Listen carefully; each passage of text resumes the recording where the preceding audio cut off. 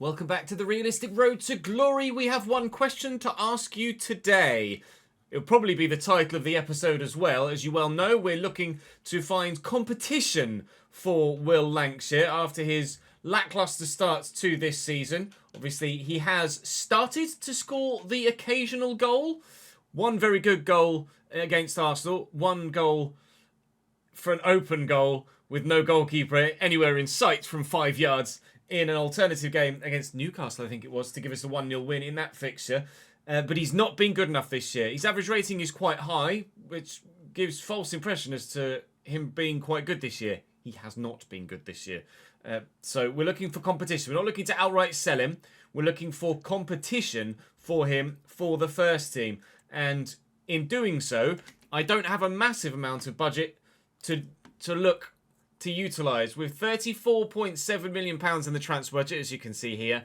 We're currently £40,000 over wage budget, but with the allowed 20% overspend, we do still have £144,000 a week available to offer someone as a contract without breaking our financial rules for this season. So, I have some options for you. We have no intention at this stage of selling anyone in the upcoming window. Despite the fact there are potentially a couple of players that could move on, I'm not actively looking to sell anyone on at this stage. Some of the youngsters are growing very well, and I should bring to your attention, actually, the left-back. Jay Davies has grown 8 this year out on loan at Bolton, so he's having a fantastic season down a couple of divisions. In fact, Bolton might be Championship this year. All of the other youngsters that are out have grown by either 1 or 2 at most. Gabe Wadsworth, you can see, is up to 72 here. And Duff is up 1 to 70. Hayward has now started to grow as well at 73 out on the right-hand side. Lancashire's 83, and that's our peak level at the minute, of course, as per the rules of the save. As to how highly rated a player it is, we can look at to bring someone in. I have 5 names for you. They are as follows. Starting with an older option in Randall Kolomuani. You'll be familiar with all of the names on this list, I'm sure. Very, very fast. 90 pace, 90 acceleration, 90 sprint speed. So, yeah, 90 pace. 91 jumping as well. Stamina's not great, but with being competition for our already existing striking options, obviously probably won't play all of many games. It will be a case of 60 minutes for one and half an hour for the other. Does have decent composure at 81, which has been certainly something lacking for Lancashire. With regards to technical ability, he can dribble, can control the ball very well, can pass, can finish, and has good shot power too. And 4 important play styles as well, including finesse shot. So your first option is £27.5 million. They reckon I could get him a bit cheaper. I'd probably have to pay a bit more. Someone I wouldn't have to pay a bit more for is Yusufa Makoko. He's currently at Union Berlin. His contract is expiring at the end of the season. And I'm sure with interest from a Premier League side, there would be no intention for him to re-sign at this moment in time. So despite the market valuation of 33.5, we could probably pick him up for a little bit under that. Plenty of play styles there for him as well, as you can see. Physically, very, very impressive. Not so fast, but fast enough. 82 acceleration, 83 sprint speed, but the agility and balance would be very, very important. 79 composure, so nearly as good as Kolomawani in that sense. 87 attack positioning as well, so he knows exactly where to be at any given moment.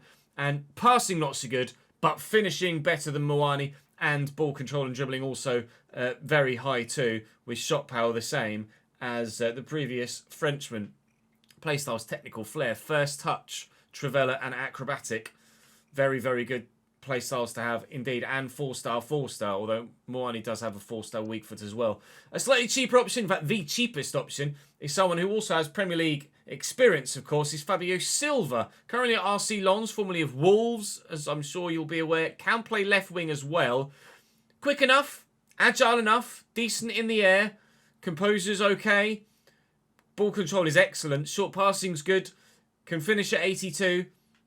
Is the more affordable option that might allow us potential to do something elsewhere with a loan, perhaps, in the window, should we feel like we need it. Someone that is still in the Premier League and at Fabio Silva's previous team is Liam Delap, former Manchester City, former Ipswich striker, of course. He's valued at 31.5, and I imagine would probably push our budget with regards to what we've got left in it. But great sprint speed, acceleration not as good, stamina's good, strength is great, jumping's really solid. Composure only 69 though for Liam Delap, but his finishing stats very high, so maybe that would counteract a slightly lower composure. Ball control's 81, dribbling's 83, heading 83, shot power 81, 89 volleys though, which is very impressive. No play styles though for Liam Delap.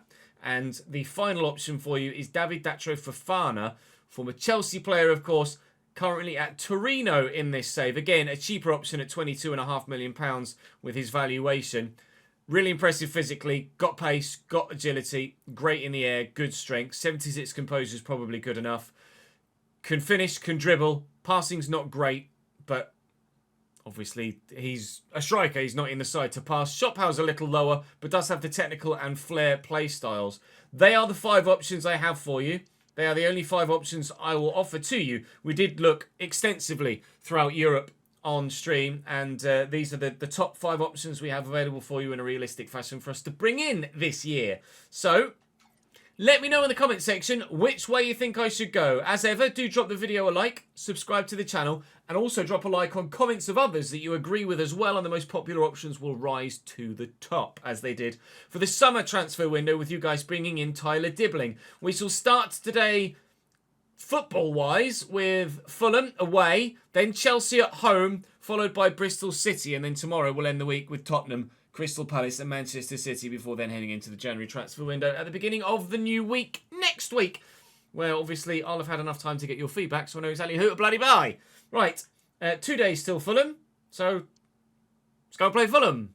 Fulham are right next to us in the table. Nothing to split between the two of us at the beginning of this Premier League season. They've got Jonas Urbig in goal, of course, former Bayern goalkeeper. Jadon Katongo at right back with Joachim Andersen, Calvin Bassey, and then Kylian Hartman at left back. Fagioli, Doak, Kirkju, McAllister, Torres is a ridiculous midfield 5. And then Luis Miranda up top. Of course, we have Emil Smith Rowe in on loan from Fulham, so he's not eligible to play against his parent club. So Asha Agbanon is back out on that left-hand side. And for this game, I have tweaked that left wing to be an inside forward as well as the guy on the right-hand side. So we'll see if that changes our fortunes at the top end of the pitch. We've not really struggled with anyone out on the left thus far that I can recall in the save. Shaq Ford did very well out there as the winger when it was the winger role. And so did... I've forgotten his name off the top of my head now. Yeah, no, it's gone. There was a guy in the Championship, Armando Dobra, that's naughty from Bendo. Armando Dobra did very well out on the left-hand side for us as well, in the winger role. So I was a bit apprehensive to change it, but you guys have been requesting that we set that left-sided player to inside forward as well. So I've done so, and we'll play it like that for this episode with obviously multiple different players trialling it, and we'll see if it works for us with regards to trying to help us score more goals. Bergstrom is helping us concede less goals by continually making save after save. Been a fantastic goalkeeper for us ever since about 3 months after he joined. It took him a little while to settle, but once he nailed down that number 1 spot, there was absolutely no giving it up for anyone else to be taking it off him. Even though he's slightly lower rated, of course his performances have been top draw, and as a result he's still our number 1. Fulham looking to get a number 1 in their goals scored column at the moment, but we will eventually get rid of the football. Oh, steady. And they won't have a goal. Although they really did come close on a couple of occasions there. Raskin. Back to Mikic. Mikic inside to Bula. With options. Let's find some space. Space has disappeared, but he's worked it well. Lancashire trying to do the same. Quick 1-2 maybe to free up a little bit more space, but no getting past Calvin Bassey on this occasion. It's not a very strong defensive line from Fulham, in all honesty, with Joachim Andersen and Calvin Bassey still being a centre-back partnership that they've got in real life in the 8th season here. It's a surprise to see Fulham, with the midfield as strong as they have it, with the defence as weak as they have it. Run, please, Mr. Lancashire. Run he did eventually, but unfortunately, wasn't very good at making a run I could use. By the time I tried to get it to him, defender had taken it off me. Hartman into Fagioli here. It's their forward play that is really difficult to deal with, Fulham. But defensively, they do look a little weak and a little vulnerable. Looking for Tyler Billing over the top, but should probably choose the other side of the pitch. I thought anyway, Billing! He's left-footed, but he does have a 5-star weak foot, so I am quite comfortable to shoot on that right-hand side. But he does need to be more accurate. Bula. And Leighton Clarkson. Looking for Lancashire. Looking for Billing.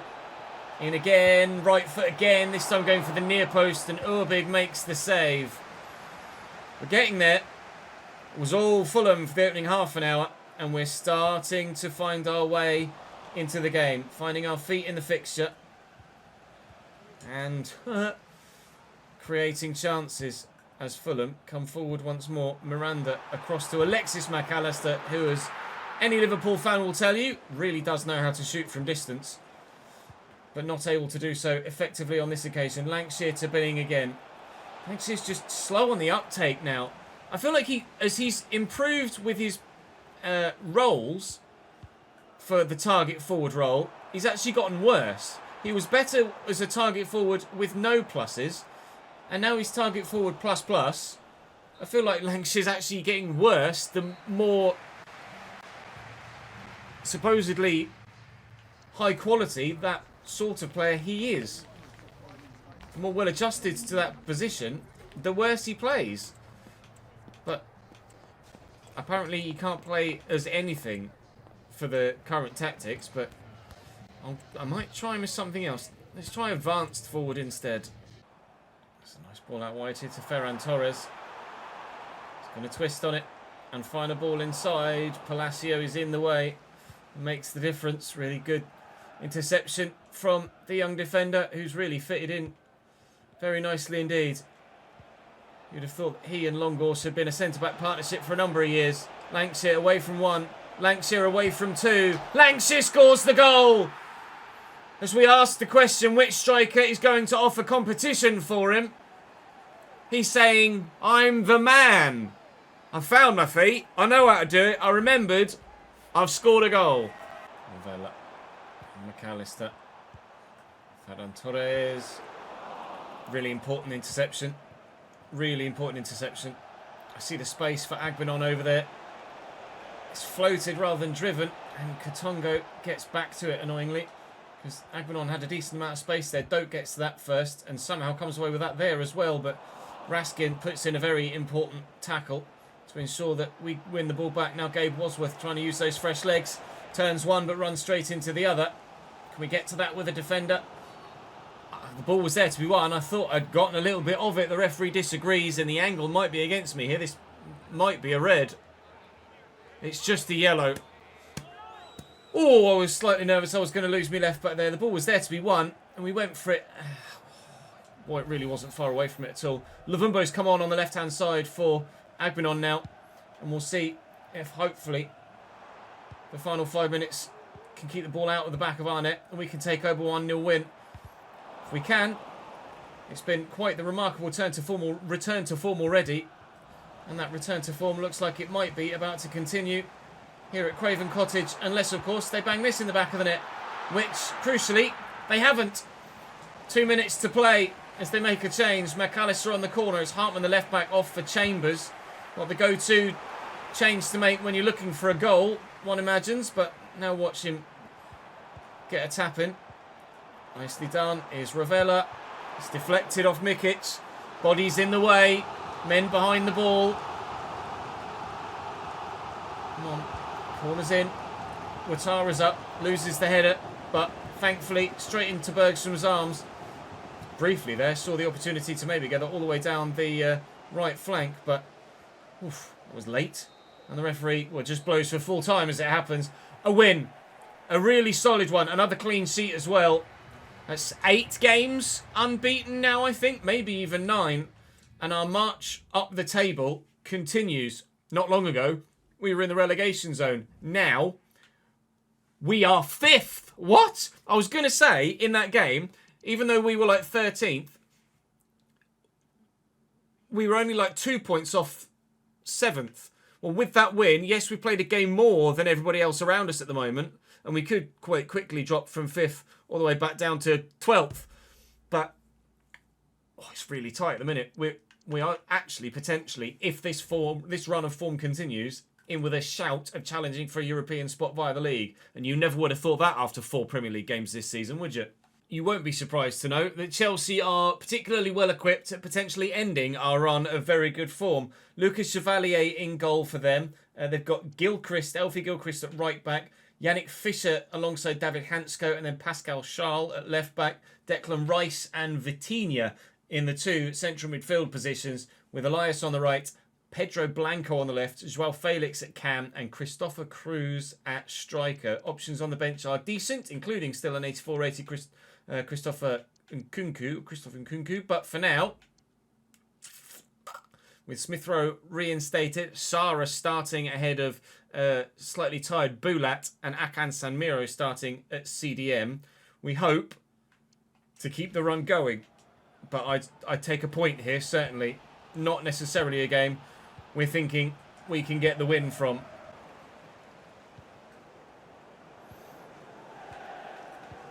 It's really well worked by Chelsea. Joao Felix looking to find Elias. Apparently there was a foul in there. I think he just ran into Ouattara, who's been particularly unlucky in certain circumstances like that this season. Good save by Bergstrom. Good strike by Cruiser. Chelsea with the corner. Declan Rice with the delivery. And away by Ouattara. So solid. Really do like Ouattara. Great pick out for the left back role. Clarkson's taken that in his stride very well. I've just seen the space that I can't find for Emil Smith Rowe on the left hand side. Can Akan Sanmiro win that header? He can, but only get the ball as far as Elias into Cruiser with runners. He's gone for goal. We'll keep that in with Ouattara as well. Chelsea pressing. Chelsea thus far not successful in finding a way through. We were victorious against one West London club. So far holding another one to a clean sheet as well, but we haven't got the one of our own to win it for ourselves. Cruiser, Joao Felix, got the ball back. I was going to say should be dealt with. Laid back to a teammate. Blanco with a good touch and turn, and the finish not quite good enough in the end, wide of the target, but Chelsea are looking very dangerous here today. Dribbling back well to Clarkson. Clarkson actually going to use the run of dribbling to draw the defenders away.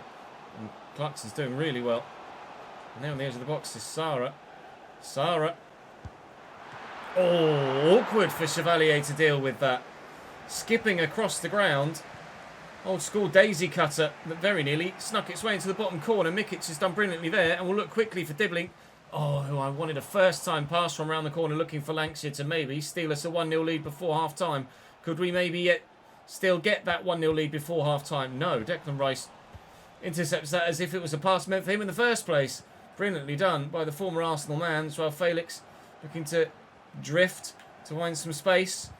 Ouattara denies him said space with 90 seconds left in the first half. We look like we might just make it to that half with the scoreline scoreless. Free kick for Chelsea. Joao Felix has picked up an injury in the first 5 minutes of this second half, which hopefully stops him being too much of a threat. They're getting the ball away here. And if he'd have made the darting run forward rather than drifting there, Smith Rowe, he certainly could have been in a position to receive the ball almost one-on-one with 60 yards of pitch in front of him. Here's Cruiser. That's well wide. Chelsea just not firing on every single cylinder here so far. We're 5th in the league leading up to this fixture. At least we were before I advanced towards this fixture and other sides played their extra game. And Chelsea were 3rd. So it is a fixture between two sides that have started the season relatively similarly, which is probably why, to this point, it's been a game that has been so evenly contested and the scoreline remains level as well. Both sides could justify having scored a goal. Neither side have actually done that yet. And only half an hour to try and make your way into the score sheet. And goes away, and he's very quick down this left-hand side. Almost thinking about letting him cross it. Just don't want him to play that short ball inside. Ouattara wins that header. We'll just lay that off. Akan Samira driving forward. Sara with him. Look at Mikic get away down the right-hand side from defence into attack here. We could play Lancashire around the corner, and Will Lancashire could bag another, but he doesn't because the goalkeeper's made a very good stop. That was the clear-cut, high XG opportunity we've been waiting for to take the lead in this game, and Lancashire hasn't taken it. Lancashire looking for Dibbling over the top. Nodded down well. Here's Clarkson. Dibbling's going again, and he's got the space. Touches needs to be good. Touch is good.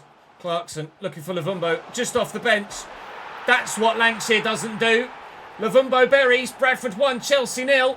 We were 5th. We might be in a Champions League spot by the end of the day. Cruiser. João Felix looking for Cruiser again, but that actually opened up for the Portuguese there to go on solo. We win that with Clarkson, we can. Another late goal. We are getting very good at picking up goals in the final 20 minutes or so of games that are, at the time of the ball going in the back of the net, game-changing potential results. Lavumbo looking to spin in behind Hansko but can't. Lavumbo came on for Lancashire and again, not for the first time this season, scored within moments. Lavumbo was signed as a squad player to play out wide primarily and will continue to do so when said new striker in January comes in. Oh, but he's done a great job. On the odd occasion we've needed to throw him through the middle, but I would like a taller, more physical approach in that central role, which is why we've got players that aren't 5'7" on the shortlist for you guys to vote on. But as Chelsea give the ball away there, there's no voting needed for this one. Clear, cut and obvious. Bradford 1, Chelsea 0. Another 3 points. The streak continues. After 4 defeats in our first 6 games, we've now only lost 1 of the latter 9 and find ourselves in 6th, a single point off 3rd. Because of our early season, I was going to say misfortune, but it's not misfortune. We earned the results in the negative format. Our goal difference is not competitive compared to those around us, which is why we sit 6th, not 5th. But certainly we are, at this stage of the season, in contention for a strong finish in the top half of the table. Now, obviously, we did fall off a little bit over Christmas and into the second half of the season last year, and I'd like to try and avoid that this year if we can, but it is definitely a distinct possibility. I did see a news article earlier saying that I think actually leading the clean sheet list is Lucas Bergstrom, and it is indeed 5 clean sheets in 15 games, although Ahmed is keeping 1 in every 2 games he plays, so certainly he'd be leading the way if Aston Villa played him every week. Aaron Ramsdale has 3 in 8 for Manchester City as well, so he'd be better than Bergstrom if they played the same amount of games. Creatively, Lancashire's got 4 assists and sits 4th on the list. Top goal scorer wise, Lancashire might be starting to get himself up on this soon. He's been picking up the occasional goal here and there, but we don't have a man on that list at the moment. But our top goal scorer charts still not necessarily lighting anything up. But Lancashire is now joint top goal scorer this season, although to be fair, one of them came in pre-season. But Dibbling, Lancashire, Sara's got 2 as well. Bulat with 2, Clarkson with 1, Agbenon with 2, Lavumbo now with 2. Good impact player off the bench is Lavumbo. And Emil Smith-Rowe with the 1 as well. Even Young got 1 in the Cup. And Nikita too, of course, earlier in the season. We will be putting some emphasis on the FA Cup. But with our league form as strong as it is right now, I wonder whether we should shift focus from trying to get a European opportunity next year via the Cup to maybe just being able to do it via the bloody league. But we'll try and focus on both competitions if we have the opportunity to do so. Bristol City next. Time to go to Ashton Gate. At the risk of jinxing myself into an embarrassing defeat, Bristol City really don't have a very good side for Premier League level. Matthew Cox, Arroyo, McNally, Atkinson, Hayden Roberts, Gardner Hickman, Max Birds, Fortau, Zarauri, Hlinson and Stron Larson. We played significantly better sides multiple times in multiple seasons in the Championship. How Bristol City have managed to get themselves promoted is a surprise, really. We are certainly much stronger than them. We were certainly much stronger than them when we were in the Championship. Our side that even the season before we got promoted, our side in the Championship was probably on par with this Bristol City team. So we should really wipe the floor with them here. This should be a fixture, especially considering the form we're in and the sort of season we're now having. And with the strength of the team we now have, this should certainly be the sort of fixture that we get a pretty straightforward and convincing victory from. How many times have I fallen foul to thinking that heading into a game? We will still have to be at our very best to get the result we feel we are capable of getting today. Like trying to find some space. Nothing there. Raskin and Diblin. Dibbling through. Lancashire from here. Always going to bury that. 1-0 Bradford. It has started as we hoped it would. Nice tackle by Bula. This has started very, very well indeed. After his excellent form off the bench, Luvumbo's gotten himself a start here on the left-hand side for this one. Hopefully, he can do something with the 90 minutes we've offered him on this particular occasion. It's rather typical that in the episode where I'm saying, what striker should I buy to offer competition for an underperforming Will Lancashire? He started to put the ball in the back of the net, or continued to put the ball into the back of the net after a little bit of a resurgence in the last episode. But he does need to be doing it more regularly than he has been, and perhaps the competition that we're about to sign will spur him on to do it more regularly. And obviously, against a side like this Bristol City one, you'd expect even the understudy to Will Lancashire to be able to do the business. This is what he did at Championship level against this rather evidently Championship quality side. And the Hickman into Clinton. Nice tackle by Palacio. Boulat forward to Lancashire. He's got a goal. Can he turn creator out? We've got 2 goals. Can he turn creator out? Well, Dibbling is in. I swear Dibbling shoots better on his weaker right foot than he does on his left. That's really poor. In that situation, you very much expect him to get the ball in the back of the net, let alone hit the target. Good pressure by Mikic on the Bristol City man there to force him into the mistake to give the ball away. We'll lift this looking for Lancashire, who didn't quite read the play as I hoped he would. Not to worry, it could be 3-0. It doesn't need to be 3-0, but with our goal difference in the situation as it is, and as we highlighted prior to this game, a big win here would go a very long way in helping us become even more competitive in these European spots. If we miss out on the potential of European football via a league finish at the end of the season because of goal difference from our poor start to the season, then that would make that poor start to the season even more disappointing than it was in the first place. Looking for Dibbling. Oh, but can't quite get it under his spell to help us score a third, to put us into positive figures for the goal difference. It's -2, or was -2. It's now going to be 0. And we can't get it to be +1 yet. Dibbling with a second opportunity that he really should have finished and hasn't. Nice block by Bula. Lancashire. I couldn't make up my mind which way to go. Ashmanon's offside, I think. He's forced to save out of Cox, and I think he was on. Wow, Ashmanon on at half-time for a flailing Dibbling in that first half. We'll see if we can get a bit more. I rotate my front line quite well. I never really do that to the same level of positivity as I should. He's in for my midfield and my defence. And that's why Asher Agbenon has come off the bench. Because Tyler Dibbling wasn't doing that. And now we have a third and we are into positive goal difference. Now my front three always rotates. But I get so regimented with the defence that I like and the midfield that I like that I really should rotate a bit more often, further deeper on the pitch. Sarawi around the corner nicely. To Schwartau to Strong Larson, looking for a worldie, and well, it really would have been, wouldn't it, if that found the top corner. Wide of the target, it's the only thing of any real offensive note Bristol City have done all day, and it would have been the best goal of the day had it gone in. It arguably would have been the best goal of the episode had it gone in. But it didn't, and we might be able to get Will Lancashire a hat-trick here. He's in behind. Defenders are around. It's lucky, but we'll take it. It's a fourth, and it is a match ball for Lancashire.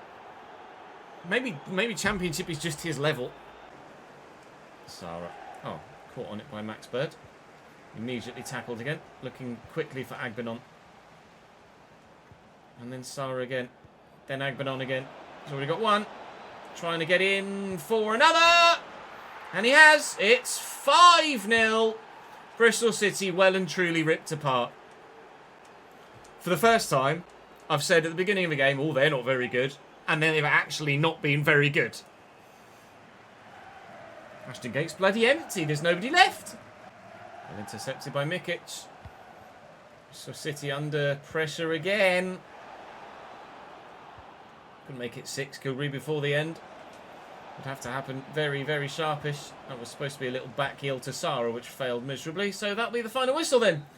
Well, 5 will do. That's more goals than we've scored in our past 3 or 4 games, I think. We thought that Ashton Gate was going to be a place where we could get a decent result.